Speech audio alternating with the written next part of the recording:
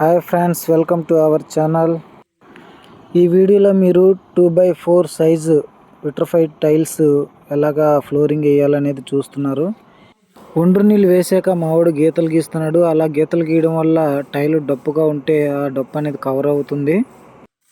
అలాగే గీతలు గీయడం వల్ల ఒండ్రు నీళ్ళు ఫ్లోరింగ్ లోపలికి వెళ్ళి గచ్చు చాలా బలంగా ఉంటుంది. ఫ్లోరింగు గుల్ల సౌండ్ ఎందుకు వస్తుందంటే ఫ్లోరింగ్ సరిగ్గా ఊర్చకపోవడం వల్ల వస్తుంది. రెండవది, ఫ్లోరింగ్ సరిగ్గా ఊర్చిన గీతలు కూడా కరెక్ట్గా గీకపోవడం వల్ల వస్తుంది.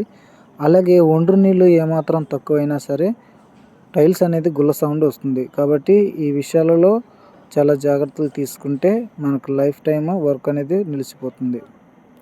ఈ ఫ్లోరింగ్ ఇసుక సిమెంట్తోనే వేస్తున్నారండి. ఒండ్రు నీళ్ళు వేసి, ఇది అడ్వైజ్తో వేసింది కదా. అడ్వైజ్ అంటే గమ్ముతో అంటించేది కాదు. ఈ ఫ్లోరింగు గమ్ముతో ఫ్లోరింగ్ వేసేటట్టుంటే మొదటి రోజే ఫ్లోరింగ్ ఊడ్చుకొని మరుసటి రోజు మనం గమ్ముతో ఫ్లోరింగ్ అంటించుకోవాలి.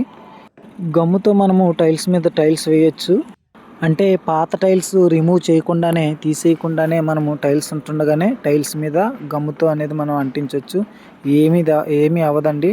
వాల్స్ మీద కూడా వాల్స్ టైల్స్ పాత ఏమన్నా ఉంటే గోడలకి, ఆ గోడల టైల్స్ తీయకుండా మళ్ళీ గమ్ముతో టైల్స్ వేయచ్చు అనమాట. అంత గట్టిగా పట్టుకుంటుంది గమ్ అనేది.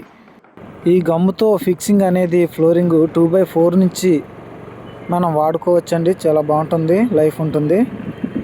వీలైతే నేను రానున్న వీడియోస్లో గమ్ముతో ఫిక్సింగ్ ఎలా చేయాలనేది చూపిస్తాను.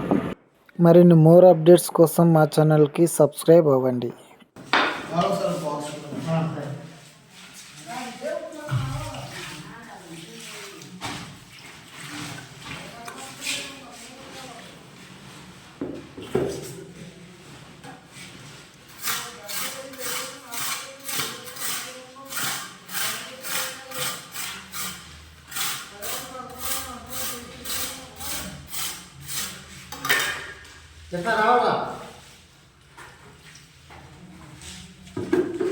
హాయ్ ఫ్రెండ్స్, ఏడైతే పోగొడు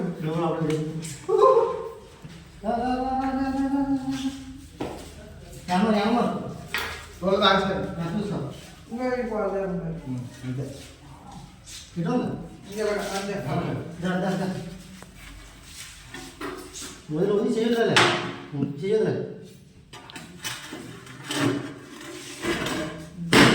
ఓకే.